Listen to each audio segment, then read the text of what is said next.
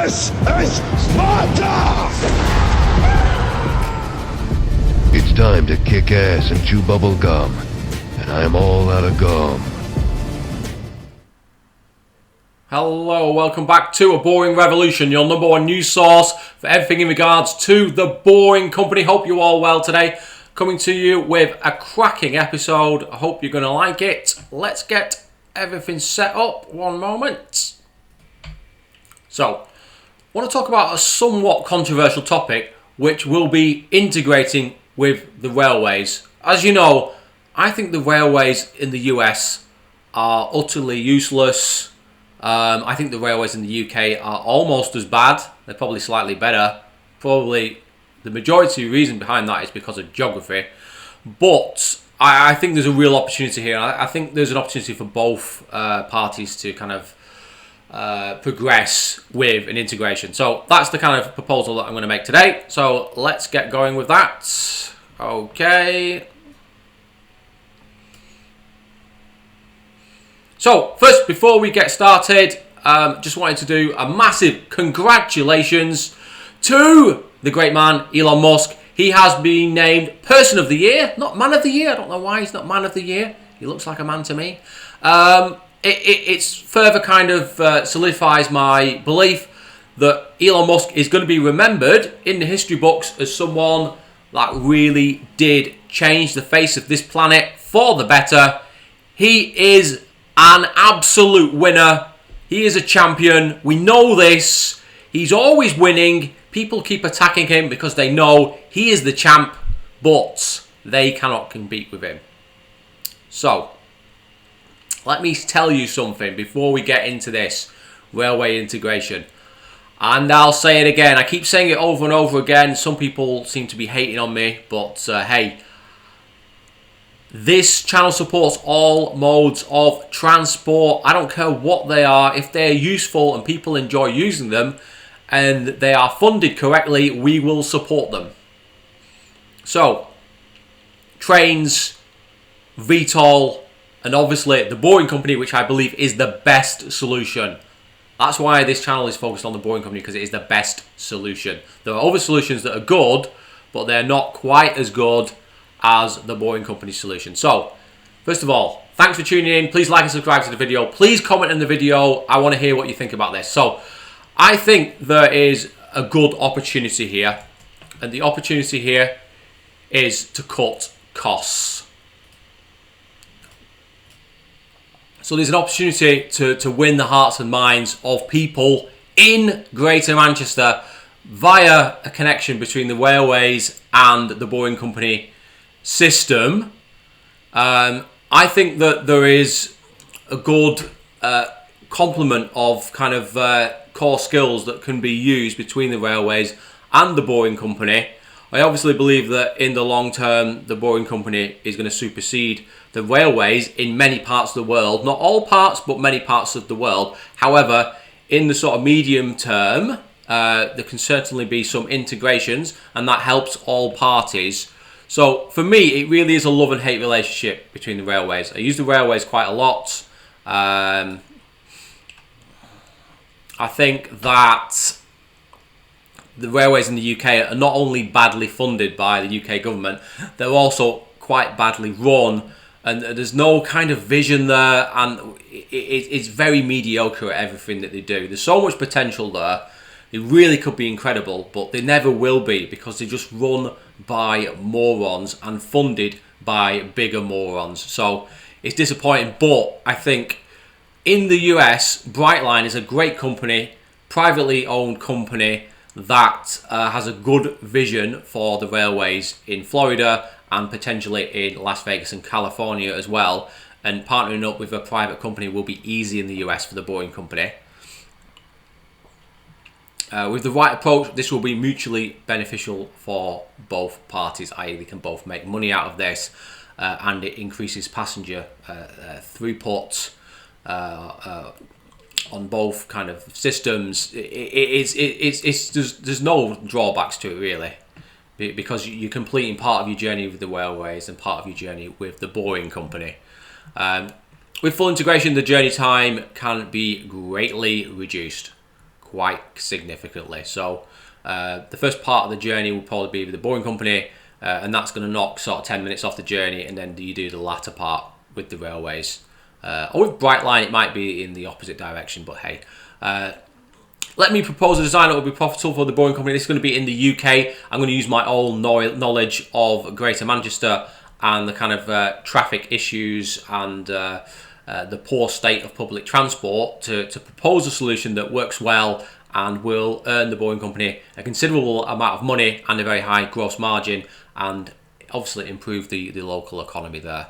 So, fair warning, I know you're going to say this in the comments and you're going to get upset about it, but hey, I'm just going to tell you now, this is a compromise. I don't think this is the best solution, but I think it's a good short-term measure. And in the long term, you can expand this solution and it can be 100% Boring Company tunnels. But in the kind of short to medium term, this system works well for everyone and everyone benefits from increased transport options. So, Clifton Railway Station. What is Clifton Railway Station? So bizarre. Clifton is just a kind of a small, sleepy town, very, very close to Manchester city centre. There's not much going on in Clifton. There's a very small population. There's a lot of industrial parks. It's kind of a nowhere town, as it were. It's more like a village than a town, but it technically is a town. Why would we link this? It's just got a lot of advantages, and it's kind of been forgotten about. It actually used to be a reasonably important little town in the region for the railways and industry, and it's kind of fallen by the wayside. It sits just 4.5 miles from Manchester's booming central business district or commercial hub. It's amazing. You would think if you went to Clifton that it was like 20 miles away from Manchester, but it's not. It's so very close, but it suffers from such poor transport links, and it's kind of forgotten about. And that's where the opportunity is. It's surrounded by very, very cheap, affordable, unused, a lot of it is unused, massive areas of unused land for expansion.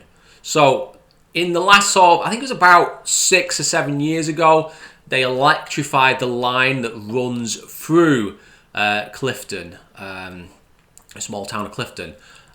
Prior to that, it was served mainly by a kind of diesel units, which were very, very slow and clunky.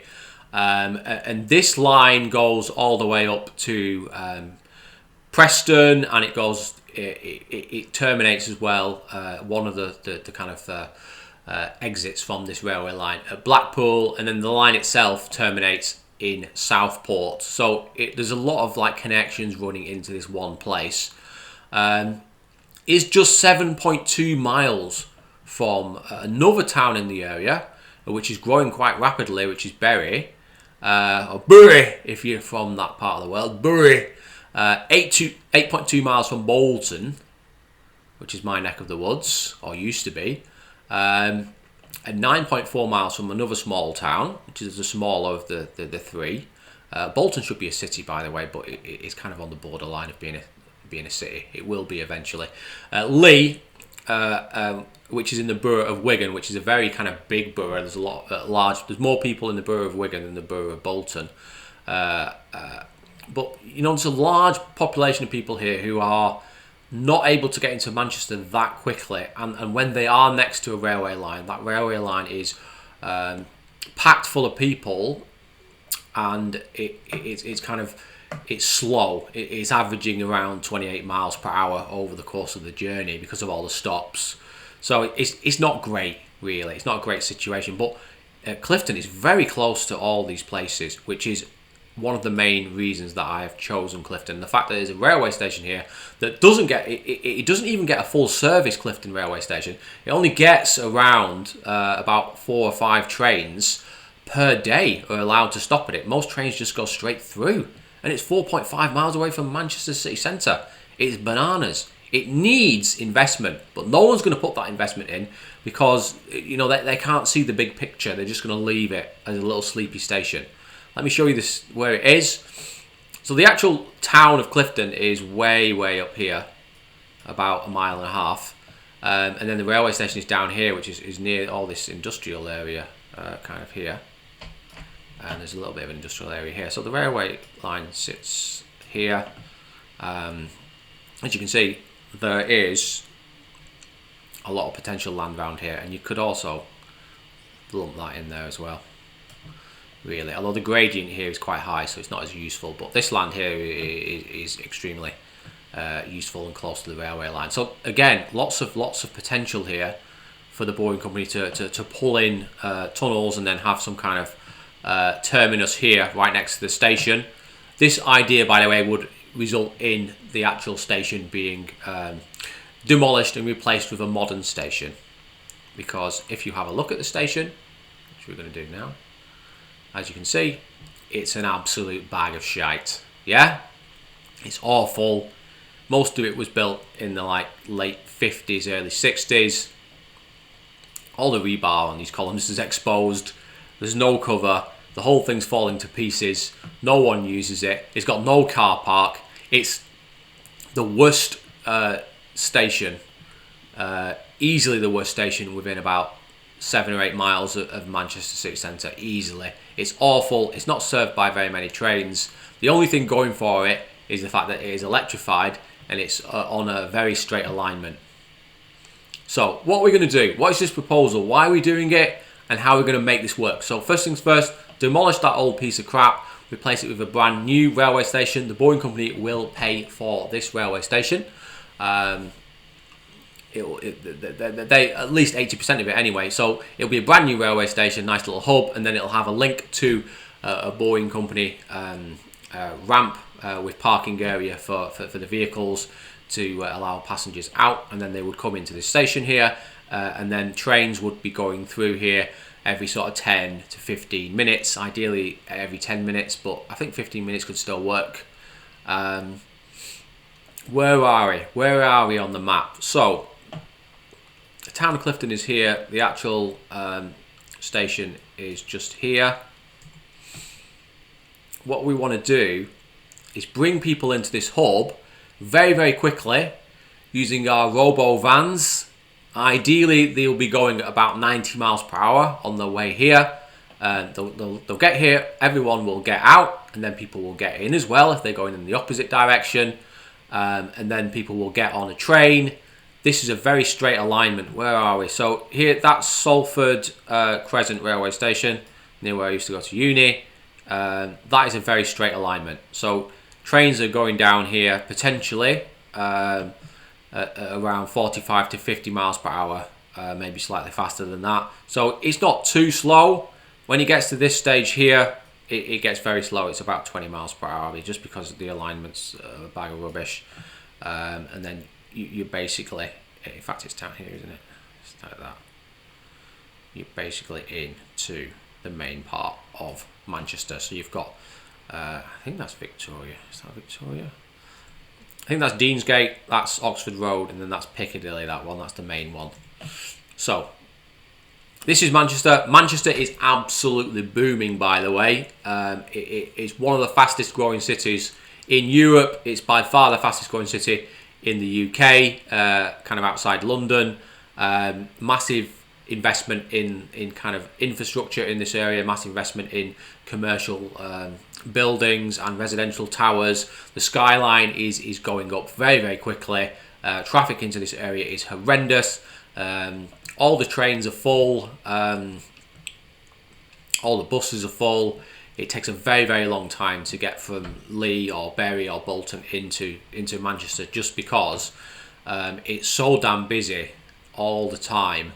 And the services are very infrequent as well. It's not if you're on the wrong line or in the wrong position, it's not easy. It's not easy. So we're going to improve that dramatically. So here's a map of what we want to link into. So Manchester is this area down here, by the way. So we want to get into here, ideally.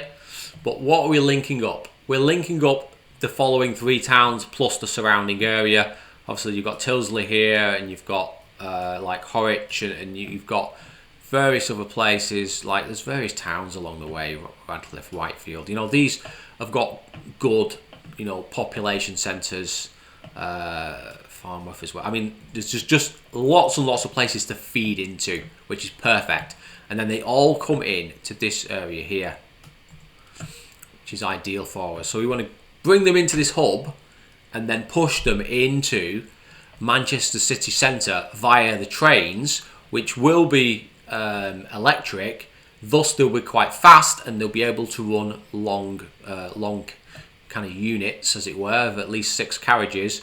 The station at Clifton will be extended to 115 metres long or something in that kind of region, so they can run longer trains more often. This is what it essentially looks like. So you've got a population of Bolton, which is around 280,000, Bury's around 200,000, maybe slightly less, and then you've got Lee, which is around 115,000, something like that, if you include the surrounding areas, so like in and around here. This means that we've got lots of people who potentially will want, because a lot of people ideally want to get access to the cheap housing in places like Bolton, Bury and Lee, and then they want to work in the commercial centre of Manchester, which means they can get a good salary, because there's all sorts of companies popping up in Manchester. So not only have they got a cheap house, so they've got a cheap mortgage, they've got a job that's paying them a good wage, and then their commute times are super low. So everyone benefits from this, including the Boring Company, the railways, Northern Trains Limited, you know, Network Rail, local government, everyone. In terms of where this could then go, once you've built out this system from Bury, Bolton and Lee into this hub here, you've potentially then got towns up here that you could then link into. So you've got like Chorley and Preston, so they could link into Bolton and then go on into, and then down here, I almost included it with this one, but it's just a little bit further afield. You've got St Helens, which is about 16 miles from Clifton. Then you've got Chorley, which I'm guessing Chorley, which is way up here, is around 20 miles from Clifton. These places over here I wouldn't link in yet. You might even be better doing something similar to this, but over here having a different hub and then feeding in Rochdale, Oldham, Denton, those sorts of places. So here is Manchester city centre. As you can see, I've plotted out the railway line. It's around 4.6 miles, something in that kind of region. It's not the straightest alignment. You are making a compromise here, but the throughput through this area into Manchester is going to be quite, you know, good. You're going to have thousands of passengers, many thousands of passengers per hour. So that's great. But this area here is growing gangbuster style. So that's why I'm proposing this, because Manchester is by far the fastest growing city in the region, in England, easily England, and there's potential here to kind of help grow the city and make money along the way. So what are the core benefits of this project? It turns a sleepy town. It really is a sleepy town. The population of Clifton is falling. It beggars belief that this place is only 4.5 miles from essentially Manchester city centre, and it turns a sleepy town into a developer's dream. So think of all the things that can come off after this has been delivered. So new housing, maybe new commercial buildings in this area. Maybe that industrial park gets turned into something else. Maybe offices and a shopping area. Who knows? And that benefits everyone. Everyone's house prices go up. People build, you know, large residential blocks in this area, and then it kind of the momentum starts, and it helps everyone become a little richer. So it puts 350,000 extra people within a 20-minute commute of Manchester. Now I could have said 500,000, but a lot of those other 150,000 people are already kind of within 20 minutes anyway, if you take into account existing public transport links. So it's around 350,000, but it might be that there's over 500,000 people that could essentially use this system.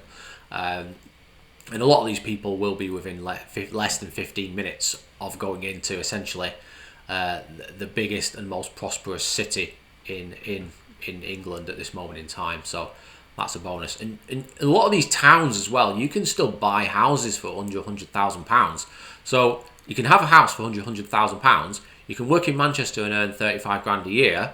And your cost of getting into Manchester is going to be very, very reasonable, because the Boeing company is not going to rip you off, and the trains are reasonably cost, and you're only going to be on the train for 4.5 miles. So your ticket's only going to be about £4. So it's a bonus all the way around. Absolutely brilliant for everyone. So what is the kind of revenue we would see on this? So the Boeing company revenue would be, so I've just used 8 hours because those are kind of your peak hours, and then the times in between, the throughput would be a lot less than 18,000.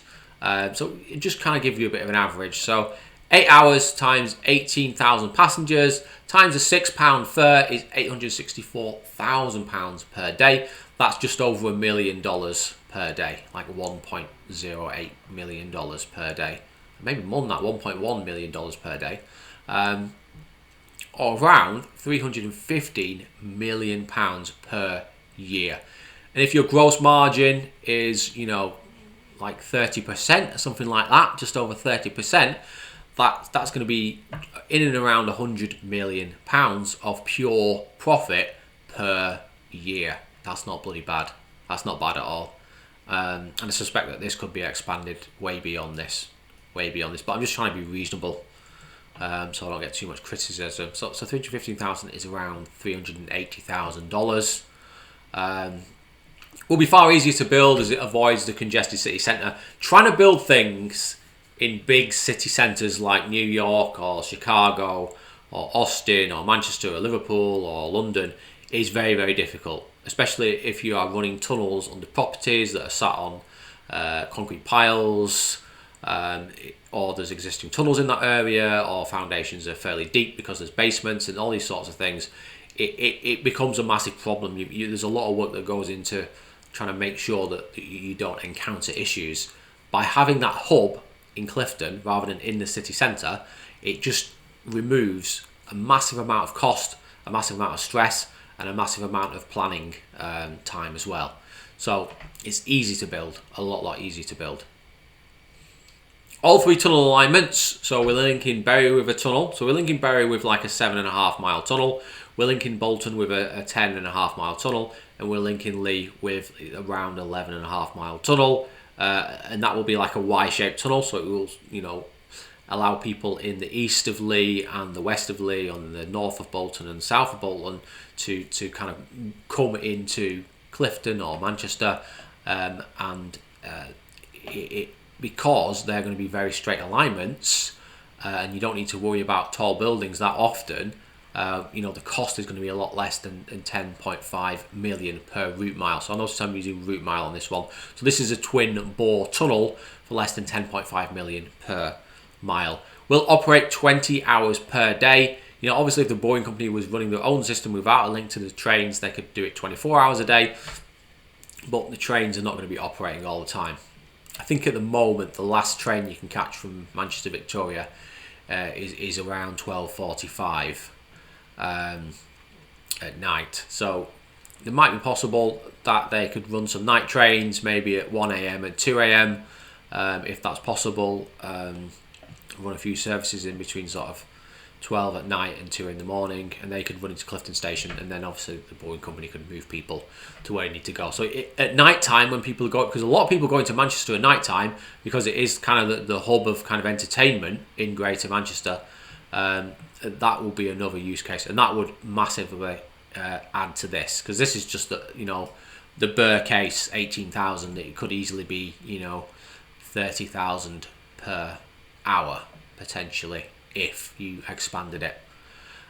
Greater Manchester gets a free transport hub, so we'd actually pay for this, the Boeing company, and that would encourage the rail franchise to get more services going through Clifton, and invest in the actual railway line so it's up to scratch. But it kind of is actually. It's kind of already been upgraded. This transitions the Southport to Manchester Railway. If you don't already know, Northern Rail used to run this line for well over 10 years, and they just kept losing money and they kept losing passengers, and eventually what happened was the government had to bail them out because they kept losing money, and then they went bankrupt, and then the government had to step in, and that's where Northern Trains has come in because it was just a complete failure. So the transition to Southport to Manchester Railway line, so the whole stretch from a loss maker to a profit maker, that also goes into Blackpool, and that's going to help Northern Trains Limited because they're under a lot of pressure now to kind of break even, because the government can't be seen to keep bailing out companies that lose money on the UK's railways. Okay, so that's the idea. I might explore this again in a second video. Actually have some kind of drawings about how I would build this and where I would put the tunnels and what the road deck would look like, and where I would put the ramps and how many kind of stations I would have in and around Bolton and Lee and Bury, because I have the local knowledge to do that. Tell me what you think. If you want me to do another episode like a part 2, tell me if you think this is a stupid idea. Tell me how you would do it without linking it into the train stations. Tell me how much you think it would cost if we just went into Manchester city centre and trying to find space in this kind of area, because this is very tight. I mean, it's not New York, but the centre of Manchester is very densely packed now, and this is just the beginning. Buildings like this are going up everywhere. So you've got like this is like Deansgate, Beetham Tower, this isn't it? This is Beetham Tower. I used to work just over here, by the way. This is, what's this called? Is this Deansgate Quarters or something? But these buildings have gone up about a year ago. There's all sorts of things going on. It's Boomtown. There's opportunities here. Hope you'll write some comments below. Okay, thank you everyone for joining me. Again, sorry about the camera issues. I don't know what to do about it. It's becoming a bit of a problem, but hey, consider supporting me on these various platforms. Thanks to all my Patreons. Really do appreciate all your support over the years, and you continue to help make this channel better than it already is.